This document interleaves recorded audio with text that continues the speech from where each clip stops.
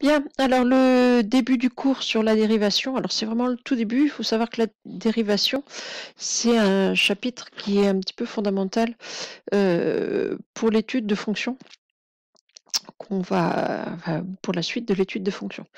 En mathématiques, c'est vraiment un chapitre très important. Alors, pour vous, vous n'aurez pas forcément des choses très compliquées, mais il faut savoir que c'est un chapitre qu'il faut vraiment bien comprendre. Donc, première chose, on a une courbe qui représente une fonction f. On prend un point sur la courbe. Donc, j'ai ici ma courbe qui représente ma fonction f. Un point sur la courbe. Et ce qu'on vous donne en définition, c'est ce qu'on appelle une séquente à une courbe. C'est une droite qui passe par A et par un autre point de la courbe. C'est-à-dire, si je reviens sur mon dessin, voilà, donc j'ai ma courbe. J'ai ici le point A, un autre point de la courbe qui ici s'appelle M, et une droite qui relie A, qui passe par A et par M, c'est ce qu'on appelle une séquente. Donc ça, c'est une séquente.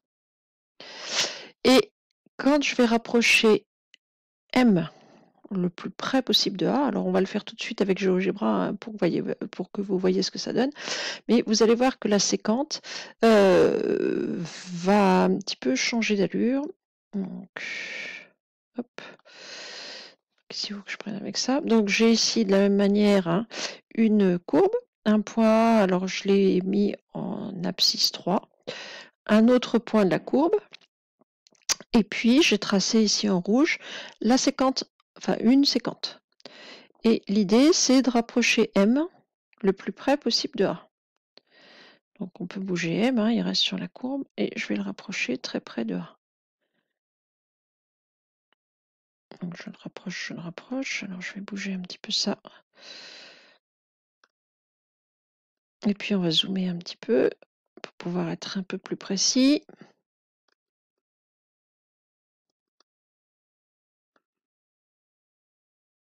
Allez.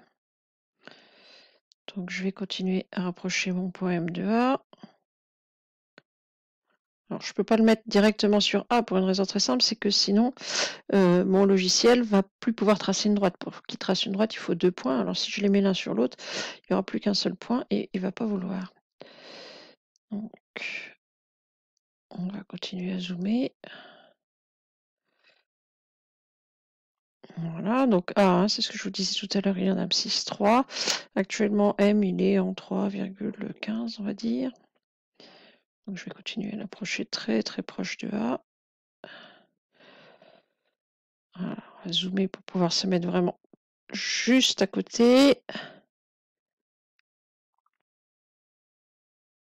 Voilà. Donc là, je pourrais être plus près, hein, mais je suis environ en abscisse pour M. Les unités sont ici. Vous voyez que là, on est à 3,05. Donc là, je suis à 3,01, quelque chose comme ça. Donc je suis à 1 centième en abscisse. Et je vais revenir un petit peu plus près à ma courbe. Voilà. On s'aperçoit de quoi là, je vais enlever.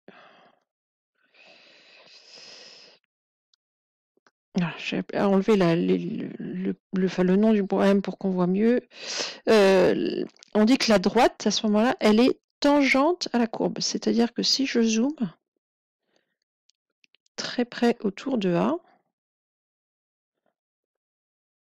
voilà, alors je vais recentrer ça. Vous voyez que je ne vois plus la différence entre ma courbe autour de A, hein, entre ma courbe et ma droite. C'est-à-dire que j'ai l'impression que ma courbe, qui n'est pas une droite, hein, mais n'empêche que là, autour de A, la courbe et la droite sont complètement confondues. C'est-à-dire qu'une courbe, ça ne se trace pas à la règle, mais si je m'approche, je diminue mon échelle, c'est-à-dire si je zoome très fort, j'ai l'impression de voir des segments plus ou moins gros, mais des petits segments. De la même manière qu'une photo, si vous zoomez, vous allez voir ce qu'on appelle les pixels, c'est-à-dire des points pris un par un, et puis dans l'ensemble, c'est plus des points, on voit une image. Bon, ben là c'est pareil, une courbe, si je m'approche très très près, je vais voir des petits segments, et puis quand je vais m'éloigner, je vais voir une courbe tracée. Bon, bah, autour du point A, ici, on voit que la séquente, la droite, elle est quasiment confondue avec la courbe. Bon, bah, quand on est dans cette position-là, on dit que la droite, ici, elle est ce qu'on appelle tangente à la courbe, c'est-à-dire que ça vient coller complètement autour de A. La droite et la courbe sont confondues quasiment. Elles viennent se coller l'une à l'autre. Alors, c'est très local, c'est-à-dire que ce que je vous dis là, c'est vrai autour de A. Dès que je m'éloigne de A, la courbe et la droite s'éloignent l'une de l'autre. Mais autour de A, on ne voit pas la différence entre la séquente et la courbe. Bon, bah, on dit qu'à ce moment-là, la séquente, elle est tangente, enfin la droite, elle est tangente à la courbe. Donc c'est ce qui est écrit dans votre cours, on va y revenir. Donc, on considère une séquente qui passe par A, un autre point M de la courbe. Plus le point M se rapproche du point A aussi près que l'on veut, plus la séquente se rapproche d'une certaine droite, donc qui n'est plus séquente, mais qui cette fois-ci est en droite limite, hein, quand on s'approche très très près. C'est-à-dire qu'ici, si j'approchais le point M ici très très près de A, eh ben, on obtiendrait ce qu'on appelle une tangente à la courbe au point A. Donc ça, c'était une séquente, et ça,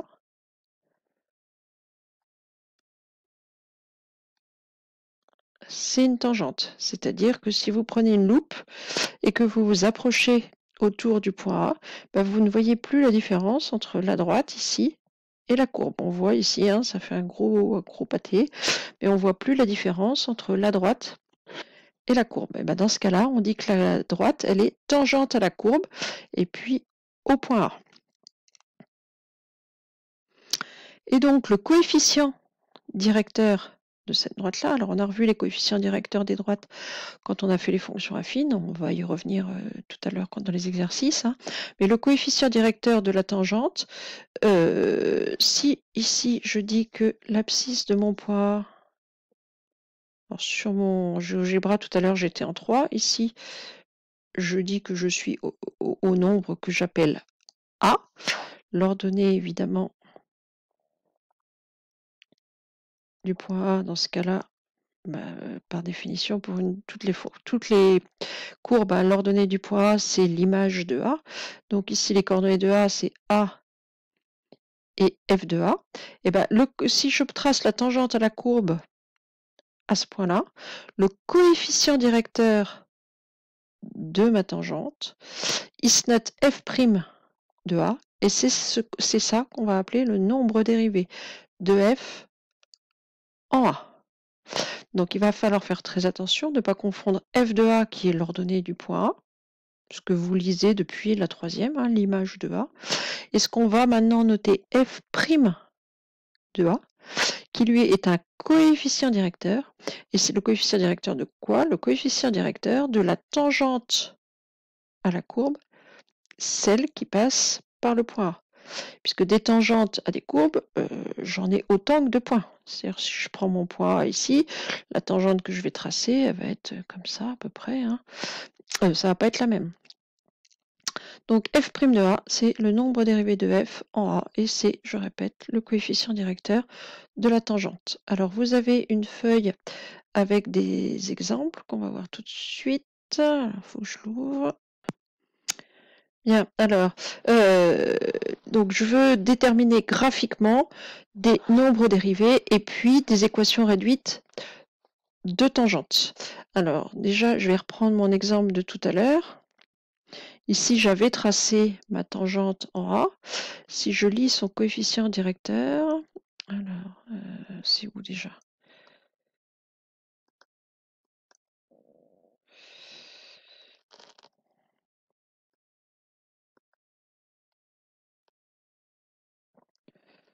J'ai ça quelque part, je suis en train de chercher.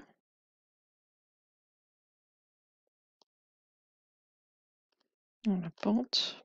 Donc le coefficient directeur de cette droite-là, bon, bah, il vaut 1. C'est-à-dire que si je prenais ma fonction ici, j'aurais, mon point il est en 3, j'aurais pour cette fonction-là f' de 3 qui est égal à 1. Donc, je vous rappelle un coefficient directeur. Hein, il va se calculer. Enfin, la définition exacte, c'est le décalage vertical lorsqu'on avance d'une unité sur la droite. Mais on prend 2 points sur une droite et on fait décalage vertical divisé par décalage horizontal. Donc, évidemment, ici, décalage vertical, c'est 1 pour un décalage horizontal de 1. Donc, on a un coefficient directeur qui vaut 1 sur 1, c'est-à-dire 1. Donc, ici, on va faire la même chose sur les exemples que je vous ai donnés. Donc, on a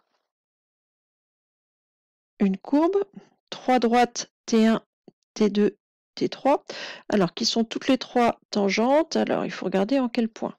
Alors, pour T1, ici, elle est tangente en moins 2. Donc, T1, elle est tangente en x égale moins 2. T2, on va changer de couleur. T2, alors c'est celle-ci, elle est tangente à la courbe. Alors ici, donc on est en 0. Donc ici en x égale 0. Et T3, la troisième. Donc le point de contact entre la courbe et la droite, hein, là où on ne voit pas trop la différence entre la courbe et la droite, c'est ici. Donc ici, on est en x égale 1. Donc,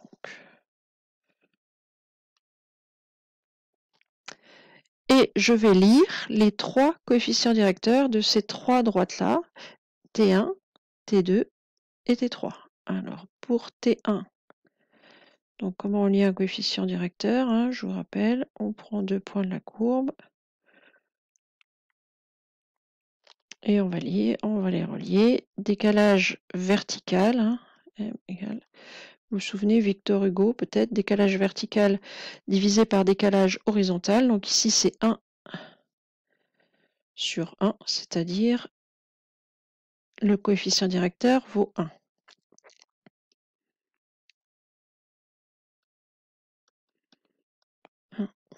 Sur 1. Bon, bah on dit que f' de moins 2 égale 1.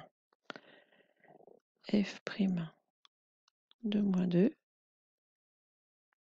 égale 1. Pour la tangente T2, alors la tangente T2, donc pareil, je vais lire son coefficient directeur. Alors je vais prendre ce point-là et puis celui-ci.